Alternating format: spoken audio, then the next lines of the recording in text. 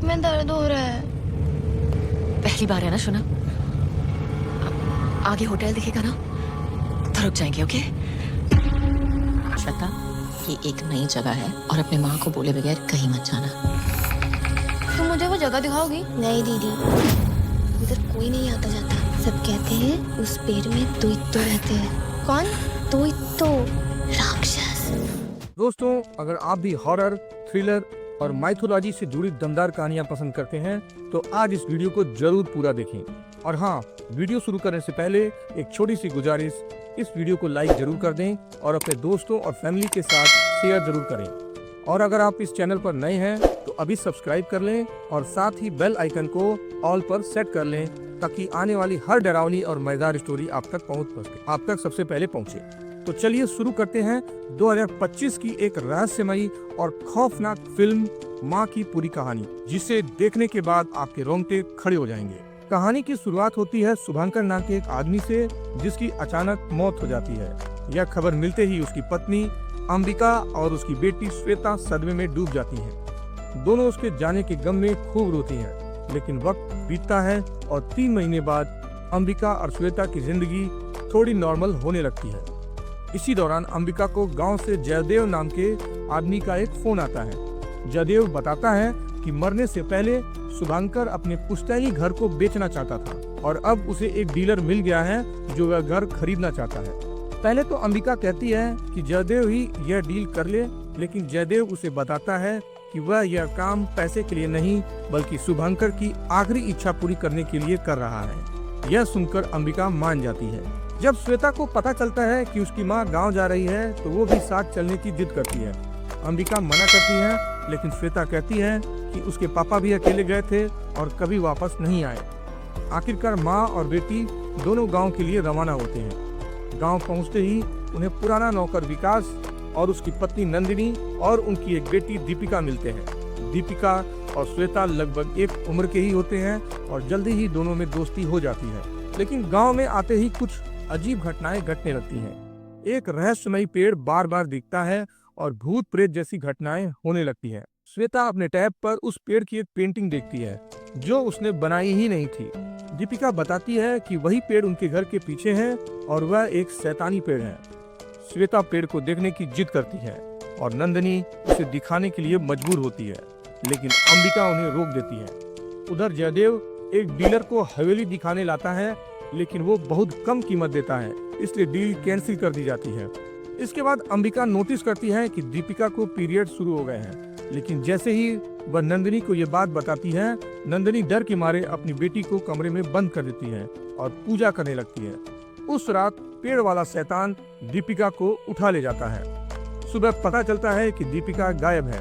Police आती है और छानबीन शुरू होती है, लेकिन जांच में यह सामने आता है कि दीपिका पहली लड़की नहीं है जो गायब हुई है। पिछले 3 महीनों में कई लड़कियां गायब हो चुकी हैं, लेकिन 2-3 दिन में वापस लौट आई।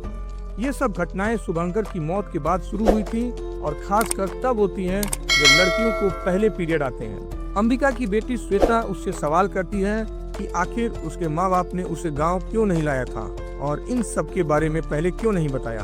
तब अंबिका उसे सच्चाई बताती है, एक बहुत पुरानी कहानी। हजारों साल पहले एक शक्तिशाली राक्षस था, रक्त बीज। उसे वरदान था कि उसके खून की हर बूंद से एक नया राक्षस जन्म लेता है। उसे मारना नामुमकिन था।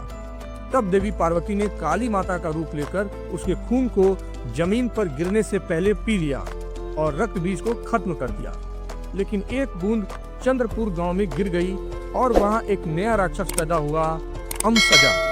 उसके पास रक्त बीज जैसी शक्तियां नहीं थीं, लेकिन वह काली माता से नफरत करता था। उसने प्लान बनाया कि वह पहली बार पीरियड पाने वाली लड़कियों को अगवा करेगा और उनमें अपना बीज डालेगा, जिससे राक्षसों की एक नई सेना तैयार हो और काली माता को हराया जा सके। इसी प्लान के तहत कई लड़कियां मारी गईं, लेकिन एक भक्त ने काली माता की पूजा की और उन्हें खुश करके शक्तियां प्राप्त की। उसी भक्त की बेटी में शक्तियां आ गईं और अमसजा ने उसे अगवा कर लिया। जब वह लड़की प्रेग्नेंट हो गई, तब उस भक्त ने अपनी ही बेटी की बलि देकर अमसजा को रोका। अंबिका बताती है कि वही भक्त उनके पूर्वज थे, इसलिए शुभांकर और श्वेता उस वंश के हैं और परंपरा रही है कि परिवार में बेटी पैदा होते ही उसे मार दिया जाए। ताकि अमसजा का प्लान फेल हो जाए। लेकिन अंबिका और शुभंकर ने यह परंपरा नहीं मानी और झूठ बोला कि उन्हें बेटा हुआ है। अब अमसजा श्वेता के पीछे पड़ा था। एक रात अमसजा उन सभी लड़कियों को कंट्रोल कर लेता है और दीपिका के जरिए श्वेता को अगवा कर लेता है। अंबिका जब देखती है कि श्वेता गायब है तो वह कार में बैठकर भागती है, लेकिन रास्ते में लड़कियां गाड़ी पर हमला करती हैं और श्वेता को लेकर भाग जाती हैं। जयदेव उन्हें लीड करता है और अब पता चलता है कि जयदेव असल में अमसजा है। अंबिका एक अनजान घर में जागती है जहां उसे एक बूढ़ी औरत मिलती है, वही जिसने शुभंकर और उसकी बहन के जन्म पर काली पूजा की थी। वह बताती है कि असली बलि उसने नहीं दी थी, बल्कि जयदेव ने जबरदस्ती की थी और उसी रात जयदेव ने उसका रेप किया और उसे गांव से निकाल दिया। अमसजा ने जयदेव को अपनी जान के बदले गुलाम बना लिया और उसके शरीर में समा गया। अब वह पूरी तरह अमसजा बन चुका है। बुढ़िया बताती है कि सिर्फ काली माता की पूजा से अमसजा को हराया जा सकता है। अंबिका पूजा करती है, काली माता उसे दर्शन देती है और शक्ति प्रदान करती है। अंबिका वेपन उठाकर अमसजा से लड़ने जाती है। अमसजा पहले भारी पड़ता है, लेकिन जब काली माता खुद अंबिका के शरीर में आती है तब वह अमसजा को पूरी तरह खत्म कर देती है। श्वेता और बाकी लड़कियों को बचा लिया जाता है।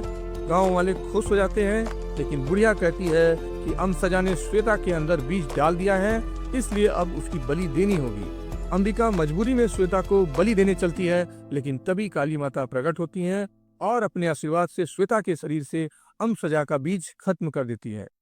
फिल्म के आखिर में सभी गांव वाले मिलकर काली माता की मूर्ति के सामने नमन करते हैं।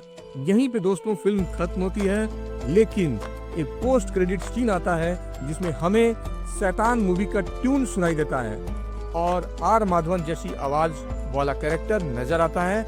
यानी ये फिल्म शैतान मूवी से जुड़ी है और अब एक नया सिनेमैटिक यूनिवर्स बनने जा रहा है। तो दोस्तों कैसी लगी आपको ये रहस्यमयी और खौफनाक फिल्म माँ की पूरी कहानी? अगर आपको हमारी ये वीडियो पसंद आई तो प्लीज इसे लाइक करें, दोस्तों के साथ शेयर करें और चैनल को अभी सब्सक्राइब करें ताकि हम आपके लिए और भी ऐसे जबरदस्त मूवी एक्सप्लेनेशन लेकर आते रहें। कमेंट में जरूर बताएं कि आपको ये कहानी कैसी लगी और माँ लिखकर माता रानी का नाम दीजिए। मैं मिलता हूँ आपसे अगली वीडियो में, तब तक के लिए दोस्तों जय माता दी, अलविदा, जय हिंद।